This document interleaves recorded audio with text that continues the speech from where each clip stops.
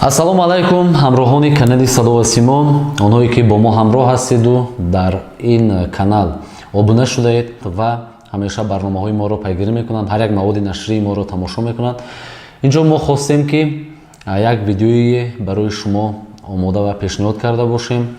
Ин видео ҳам видеои тарбиявӣ аст, чун шумо огаҳ ҳастед, дӯстони азизу арҷуманд, дар канали Садо ва Симо бештар маводҳои панду андарзӣ нашр мешавад ва мо инҷо як қиссаи кӯтоҳакакро барои шумо пешниҳод мекунем ки қиссаи ибратбахш аст. Умедворем шуниданаш албатта шуморо хурсанд мекунад ва барои пешбурди зиндагии ҳаррӯзаатон, барои ҳаёту кору фаъолияти шумо аз манфиат холӣ нахоҳад буд. дӯстони азиз арҷуманд, пеш аз ибрози қисса бояд як чизро қайд кунам ки дар ҷомеаи мо шумо ҳастанд нафароне ки албатта худро аз дигарон боло мегиранд. Шояд ҳам ба таври сунъӣ ё бигем ки бо баъзе аз амалҳое ки дар назари дигарон хуб аст, онҳо таври худро вонамуд мекунанд ки гӯё онҳо шахсони парҳезкор ҳастанд, гӯё онҳо шахсони заминӣ ҳастанд, гӯё онҳо шахсоне ҳастанд ки аз худо дар ҳақиқат ҳам метарсанд, гӯё онҳо нафароне ҳастанд ки аз фармудаҳои худованд итоат мекунанд. Новаста аз оне ки албатта дар пешбурди зиндагӣ бо чӣ роҳи ҳаёти худро танзим бикунанд ва ё бигем ки бо кадом роҳу воситаҳо онҳо ба ин гуна обрӯву нуфуз даст ёфтанд.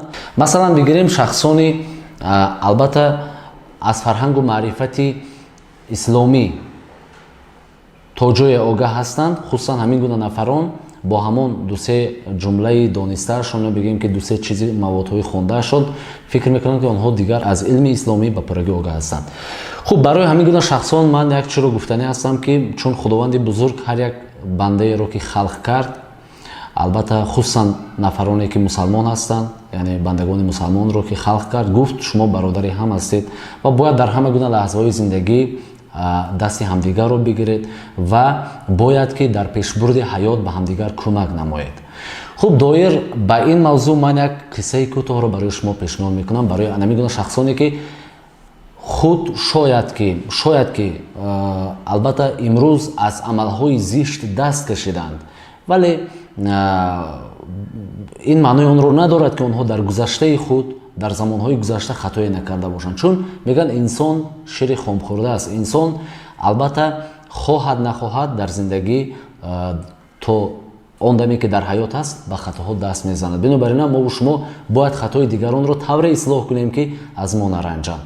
Бояд ба онҳо тавре хатоиашонро бигӯем ки аз мо хурсанд шаванд, на ин ки бо таҳқиру суханҳои зишту кибру ғазабу ва ҳам монанди ин дигар амалҳои ки барои бандагони мусалмон ҳаром карда шудааст. Хуб дӯстони азиз арҷуманд, дар замонҳои ду бародаре буданд. Яке намозхон буд, худотарс буд, дар роҳи худо буд, аз пайи итоату ибодат буд. Дигаре бошад шаробнӯшу шахси бигем ки яъне нафаре буд ки пайваста фурсати бештари худро бо шабнишиниҳову бо зиёфатҳову ҳамин гуна бо хушгузаронӣ сипарӣ мекард. Ҳаргоҳ ки ин бародари худотарс ба назди бародари шаробнӯшаш меомад, бигем ки бародари калонӣ ба назди бародари хурдӣ меомад, ӯро ҳамеша танбеҳ медод, ҳамеша ҷанг мекард, яъне бо ӯ ҳамеша ҷанҷол мекард ва мегуфт ки ту кай барои худо бармегардӣ? Ин умр гузарон аст, бояд тавба кунӣ, бояд ки барои худо баргардӣ, аз шароб нӯшидан ҳеҷ суде нест, яъне ҳам ин дуньёи худ ва ҳам охирати худро месӯзонӣ. Бинобар ин ҳам замоне расидааст ки ту аз кори худ, аз ин амали зишти худ даст кашид. Бародар сари фармудаҳои ако он қадар ҳам ҷиддӣ фикр намекард ва шояд ҳам ҷиддӣ фикр мекард, аммо худованд ки барояш инсоф надода буд, бинобар ин ҳам барои дарки ҳарфи бародараш муддати зиёдеро аз сар гузаронид. Пас аз чанд муддати танбеҳ гирифтану пас аз чанд муддати ҷанҷолҳову пас аз чанд муддати баҳсу мунозираҳо сари ин ду роҳе ки ду бародар интихоб карда буданд, ниҳоят бародари хурдӣ рӯзе тавба мекунад ва ба худованд, ба сӯи худованд даст боло мекунаду аз худованд пӯзиши гуноҳ металабад ва мегӯяд аз ҳамин рӯз эътиборан ман дигар бас аз роҳи хато боз мегардам ва танҳо барои худо меравам, яъне аз пайи итоату ибодат мешавам. хуб, ҳамзамон дар ҳамон вақте ки бародари хурдӣ аз роҳи шаробнӯшӣ тавба кард, бародари калонӣ бошад, гуфт биё як маротиба ҳамин лаззати дунёро бичашам, чун бародари хурдӣ ҳам ҳаргоҳе ки бо ӯ даъво мекунам мегӯяд ки ту лаззати дунёро начашида меравӣ, бояд ки умрат кӯтоҳ аст, аз кайфияти дунё ҳам баҳравар бигардӣ, ту як маротиба аввалан як ҷоме аз шароб бинӯш, баъдан дарк мекунӣ ки қадри шароб чист ва чӣ кайфияте дорад. ин бародаре ки дар роҳи худо буд, ҳамин гуна фикрҳо ба сараш меояд ва ҳамон рӯзе ки бародари хурдӣ роҳ пеш мегирад аз сӯи майхона ба сӯи ибодатхона, ба сӯи масҷид, ва ин бародаре ки намозхон буд роҳ пеш мегирад аз сӯи ибодатхона ба сӯи майхона, бародари хурдӣ аснои ҳаракат кардан ба сӯи масҷид дар роҳ меафтад, ҷон ба офаридгор месупорад, аммо бародари бузургӣ бошад, ҳангоми ҷоми шаробро ба даст гирифтан дар майхона дар он ҷо аз олам мегузарад. шояд дар назари баъзе аз касон ин қисса он қадар оддӣ бошад, ин қисса он қадар маънии бузург ҳам надошта бошад, валекин ҳар як сатри ин қисса ҷаҳон панду андарз аст. ин чизест ки дар ҳаёти мову шумо ҳам ба чашм расидааст. Мову шумо ҳам бо ин гуна ҳодисаҳо ва воқеаҳо воқиф шуда, яъне дучор омадаем ё бигем рӯбарӯ шудаем.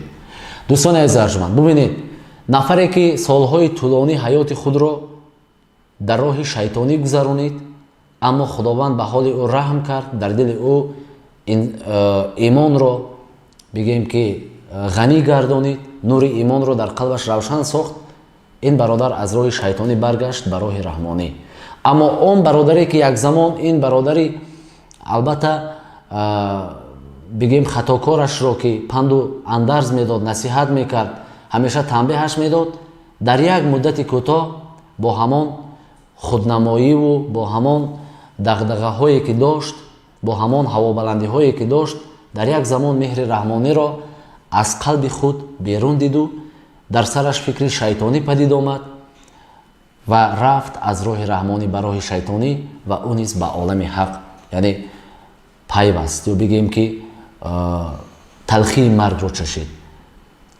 ин чӣ маънӣ дорад? Ин ҳамон маъниро дорад ки дӯстони азизи арҷуманд, ҳар як чизе ки дар қисмати инсон аст, инсон хоҳад нахоҳад онро мебинад. яъне ин ҳарчанд ки худованд дар баробари он ки бандагонашро офариду ба онҳо ихтиёри интихоб дод ва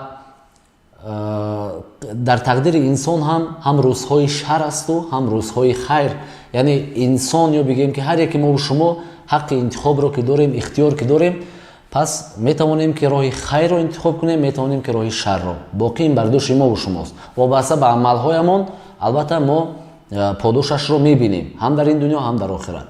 вале то он замоне ки худованд ба дили инсон нури имонро равшан накунад, то он замоне ки худованд ба инсон инсоф ато накунад, то он замоне ки худи худованд ҳидоят накунад, ҳеҷ бандае наметавонад ки аз роҳи шар ба роҳи хайр баргардад ё роҳи шарро гузошта роҳи хайрро интихоб кунад.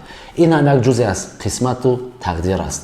бинобар ин дӯстони азизи арҷуманд, он нафароне ки то имрӯз хато мекардед, он нафароне ки дар зиндагии гузаштаи худ борҳо шояд ба иштибоҳҳои ҷиддӣ даст задаед, агарчи ҳам аз нигоҳи шумо ва ё аз нигоҳи як нафаре ки рӯзгор дидааст, аз нигоҳи як нафаре ки худро аз илми ислом бохабар медонаду мегӯяд гуноҳи ту нобахшиданист ва шуморо ноумед месозад, шумо ноумед набошед, зеро худованд бандаеро ки ноумед аст дӯст намедорад.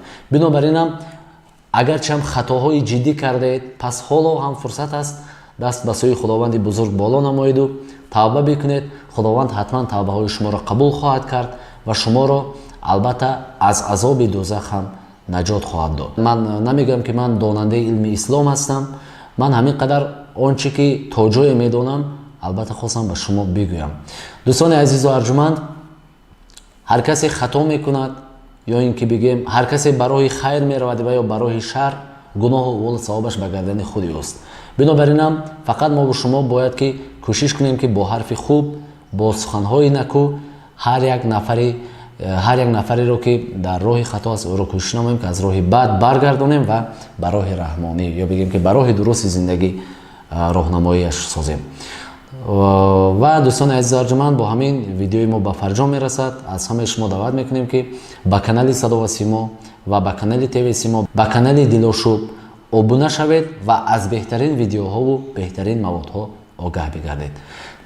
ҳамзамон лайк гузоштанро дар зери видео фаромӯш накунед. боқӣ худованд ёру нигаҳбонатон то видеои навбатӣ.